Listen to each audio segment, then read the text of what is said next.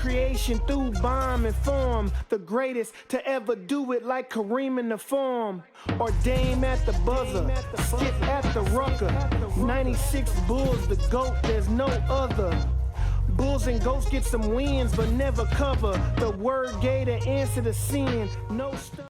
Hello, everyone, and welcome back to Behind the Plays, or welcome for the first time, I guess. I am your host, Davion. I was going by Davion_OW on all my social medias. You can catch me everywhere there.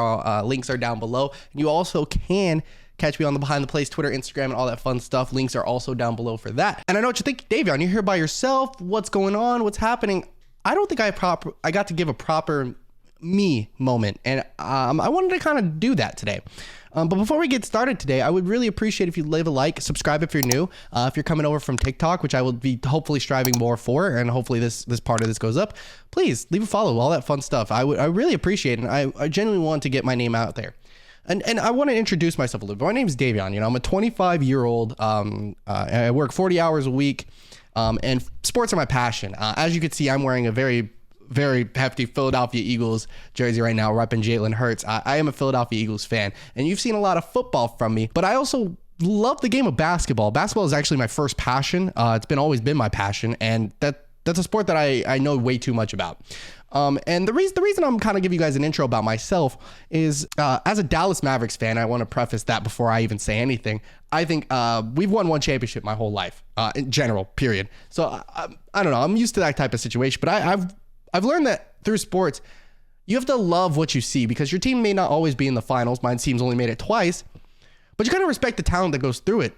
You've seen like people like Kawhi, LeBron, Curry, Clay, the emergence of Iguodala, Tim Duncan, Kobe, freaking Dwight Howard when he was on the Magic, JJ Redick. That team was just fun. The talent that comes through that you don't even think of because you're not really cheering for them. You're just admiring the game of basketball. And that's something I want to bring love to, and I want to talk about more, because I love the game of basketball. One of my passions, and one of the reasons I created the podcast, was I want to work in sports and for the rest of my life. It's something I want to do as a career. I want to be in the booth. I want to be a commentator, whatever it is. I commentate over on my Twitch channel, which is also linked down in the link tree below. All the Philadelphia Eagles games this year. If you guys see any of those VODs, feel free to look at it. I did a bunch of the playoff games last year for the Dallas Mavericks. I think I did every single one of them if I could, which was a blast. Again, go check those out. It was a lot of fun to do, and we had a lot of good people sitting in the chat. So I'm hopeful to do more of that this year for the Mavericks playoff run. And the Eagles I did the playoff run. We're in the Super Bowl, man. So I'm really excited about that. And it's a passion of mine. I want to coach. I've always wanted, I don't ever want to coach at a professional level unless the opportunity arises when I'm like 50. But I've always wanted to coach a high school team to a championship, or even a minor college team. I don't need to go D1. I don't do any of that. It's been a passion of mine, though. I love basketball. I love the game of basketball. I understand the game of basketball, X and O's, and the deep roots and history of basketball. And I love it. And it's been a passion of mine. So I think something I want to do is take this podcast and see where it goes, and see where it could take me, and where can my passion take me in regards to doing that. What I'm going to start doing, and something you guys will see, is Davion is going to start recording more passionate stuff, talking about daily news, basketball stuff, right? We're just going to talk ball, okay? I'm going to try to upload this 3 days a week, Monday, Wednesday, Friday. You're going to see me Monday, Wednesday, Friday for this. This week, you're going to see me Thursday or Friday. There's a trade deadline. I obviously can't miss that, but I was going to upload this on Wednesday, and I do apologize for not uploading this on Wednesday. I did have some situations go down on Tuesday, but I will be consistent Monday, Wednesday, Friday uploads. You're going to see hopefully me streaming Monday, Wednesday, Fridays as well, and Saturdays every once in a while, depending on the situation, where you guys will see me live on my Twitch channel, which is linked down below. It's not a Behind the Plays Twitch. It is my personal twitch.tv/Davion_OW, where you'll see me play games on there. And also, I just want to, I'll be recording like Sunday nights, Tuesdays, Thursdays, and getting those videos ready for the next day to be scheduled and uploaded at around probably like 4 p.m. Central Standard Time is about the times I think I'm gonna enjoy uploading these. And I'm personally really excited. I'm really hopeful that we can get a good community going, and I love the game of basketball, and I hope I can attract some of you guys. So without further ado, I want to get started with the episodes. I told you a little bit about me, and I'm a Dallas Mavericks fan. We've seen something crazy happen today, and I think something I want to do is start recording. I might record this off screen as well, but I'll type in some stuff here. The Kyrie Irving trade was done. You'll see it on probably see it on the edits. We have some great behind the plays graphics, which is courtesy of the MyDesu, whose link is also down in the description below. We saw a great Kyrie Irving trade go down in Dallas this week. Dallas did need to get Luka some help. We needed a co-star, and I think that Kyrie Irving is a great fit. He is someone that can create his own shot. He's a great ball handler, and he can play off ball phenomenally well, as we saw in Cleveland with LeBron and in New York. It is New York, but Brooklyn with KD and James Harden. Kyrie Irving was traded with Markieff Morris, which is a very underrated pickup, to the Dallas Mavericks for Spencer Dinwiddie, Dorian Finney-Smith, a first-round pick in 2029, and 2 second-round picks. And I think that was the full trade details will be somewhere on the screen. You'll probably see my face go into a corner or to the side, and you'll see the details somewhere. And I think it's a phenomenal trade. I think the Mavericks lost little to nothing in this deal and gained a lot, but there is a risk of losing a lot. Kyrie could not re-sign. Christian Wood could not re-sign. We could still move people. It's Wednesday. I'm recording this on Wednesday, the day before the deadline. Some crazy stuff is going down in the league, and we have no clue exactly what is going to happen. So we're just kind of waiting and seeing what's going to happen with this team. They're debuting tonight, which is late game. We play at 9 p.m. I'm recording this at 6:30 my time. So it's 2.5 hours before game time, before we see Kyrie Irving officially rocking the number 2 Dallas Mavericks jersey. And I'm very excited to see so. No Luka on the floor tonight, but who knows? And maybe I'll show a final score, some Kyrie stats or something on the screen to show you guys what I was talking about. But I think it's a good trade, and I think you gain a very good role player, Markieff Morris, a dog who will fight for Luka, fight for Kyrie, fight for anybody on his team. And is a consistent shooter, consistent post player, and is very good role player. And I think is a great addition. Kyrie Irving, of course, brings everything to the table that we expect from that standpoint. I think it's a great trade. Very well done. But on the Nets side, I think it still is a good trade. Kyrie wanted out. Contract extensions weren't going anywhere. So let's get something out of it. Spencer Dinwiddie, Dorian Finney-Smith is a great role player. He's a great 3-and-D guy. I mean, he got an extension with the Mavericks for a reason. He was phenomenal with them. And in that conference championship run, and Spencer Dinwiddie, the same boat. He worked himself into a potentially new contract, averaging a lot. With the absence of Jalen Brunson in this season, he's been phenomenal for the Mavericks. And in the absence of Luka Doncic in the playoffs last year, he and Brunson single-handedly murdered the Jazz team. They had a great time with those players. Helped out, obviously, role players in Dorian and Maxey and all those guys played phenomenal. But the Jazz were dismantled and by the Mavericks, and with good reason. Half the series there was no Luka. I think it's going to fit well for both teams. I think the Nets are still contending in this sense. I think Spencer Dinwiddie, I think the biggest deal with them is how does Ben Simmons actually fit into the roster now? Ben Simmons has been kind of a question mark for a long time, but Spencer Dinwiddie can play off ball, I think, very extremely well because he's been playing with Luka. Ben Simmons needs to be more aggressive, though. We've seen how when Ben Simmons is aggressive, he's good, but can he be that aggression that he's once had when he was with Philly? And I think that's what we're missing with Ben Simmons, is just the aggression and that standpoint. Those injuries are unfortunate for him, but that's that. And then the emergence of Cam Thomas is playing out of his mind. Back-to-back 40-point games? He's playing out of his mind. Great player. We'll see how it goes and see how well of a run this is. We're seeing like a Linsanity-esque run, but we don't know when that clock is going to strike midnight. So I'm hoping that he stays consistent for a very long period of time. I love it. Kevin Durant, obviously, is Kevin Durant. We'll see how well he does. They've been talking about trading him. We'll talk more about trades. It'll be trade galore on Friday. I'm going to go through every single trade, and we're going to talk about it and how I see the team fits. And I'm also going to give you guys some trade suggestions I want to see from the Dallas Mavericks. And there's only one I really want to see from right now that would make sense. But I think that's good. That's it for the Kyrie trade. I'm excited to see Kyrie. You know why they did it. I think it's a low risk, high reward trade. Either you win a championship this year because you went out and got a second star, or you don't win a championship. You lose Kyrie in the offseason. And now you have $30 million cap space because you no longer have to pay Dorian Finney-Smith next year. You no longer have to pay Spencer Dinwiddie next year. Those are good. Those are some okay contracts to get off of in that sense. Next, I do want to talk about more trade rumors. We saw the Lakers, Timberwolves, and the Lakers, T-Wolves, and the Jazz are in a 3-team trade. Everything is pretty much locked in, but the Timberwolves are being a little hesitant. Hello, this is future Davion. I kid you not, like 30 minutes after recording the video that initially was recorded for this video. In this trade, of course, that all this stuff happens that I say happens, basically to a T with a couple extra things here and there. I'm going to throw the Woj bomb on screen. We're going to talk more about that trade on Friday with the trade deadline deals and where I see each team and how I feel like they're going to contend. Now back to your regularly scheduled programming. D'Angelo Russell would be heading to the LA Lakers. You would see the Lakers trade Russell Westbrook over to the Utah Jazz, and then you would see the Utah Jazz give up Mike Conley to the Minnesota Timberwolves, which would be a great pickup for all 3 teams. All of them.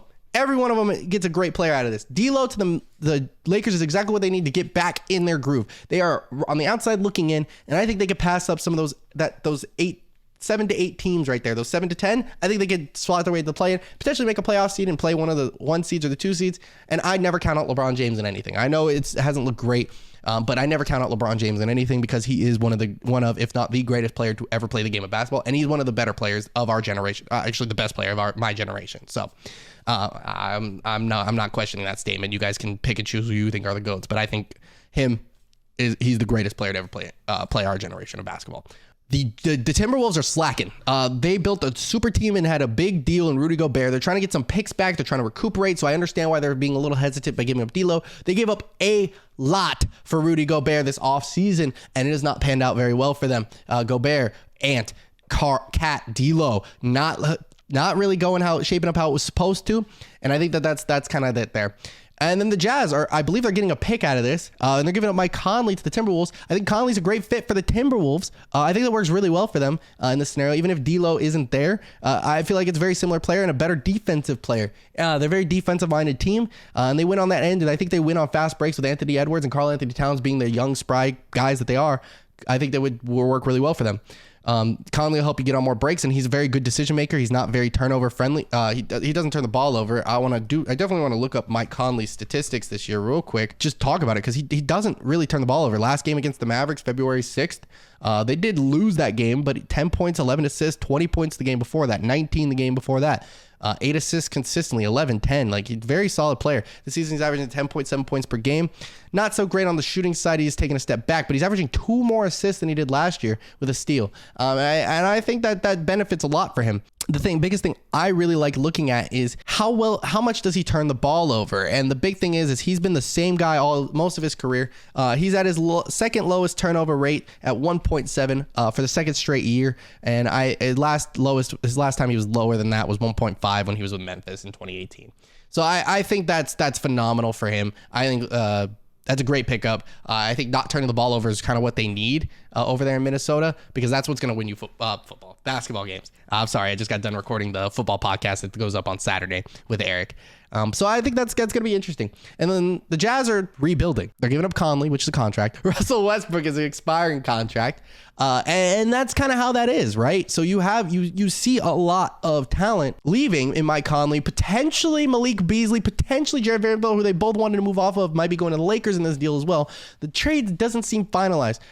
But Russell Westbrook going means they're going to open up a lot of cap space. You've seen the emergence of Lauri Markkanen. You've seen a lot of good young players from this team. Let's take a look at their roster real quick and talk about how they've been playing extremely well. Lauri Markkanen, Jordan Clarkson's phenomenal. Colin Sexton played good. Walker Kessler's looked amazing. Ochai Agab, oh my gosh, I can never say this guy's name. Ochai Agbaji.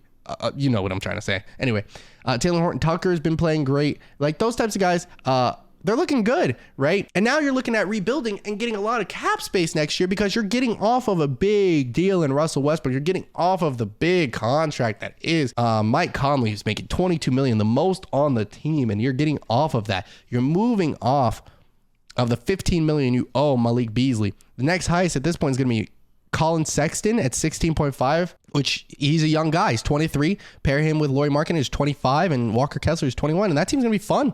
They're going to be really fun these next couple of years. So we'll see how it goes from there.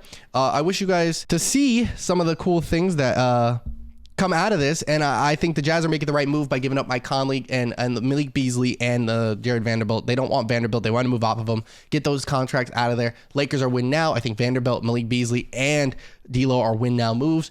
See if they can make some use out of Anthony Davis and this team that LeBron James that they've assembled for at least one or two, potentially 2 more seasons. D'Lo is an expiring deal as well, so it's the same situation. I just think it's an upgrade from Russell Westbrook, and you don't have to start Pat Bev anymore. The only other thing I have to say here is the LeBron James. I mean, we spoke about it. How can I not have a podcast the day after it happens without talking about the legend LeBron James? Number 1 in scoring, had a 38-point outing last night, and I watched the game up until he broke the record, and it was just energy. I loved it. I know they lost by 3 to OKC, but I think that's more so saying on what happened when LeBron was off the court than what was happening when he was on the court.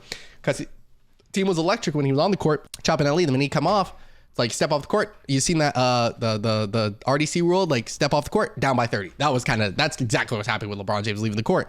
Anthony Davis didn't look very good. Russell Wilson, I keep saying Russell Westbrook didn't look very good. And it's just frustrating to see that those types of players that you get a lot of output from, we're just not giving it to you that night. And that's okay, right? You have your off nights, but that's why Russell Westbrook's being traded.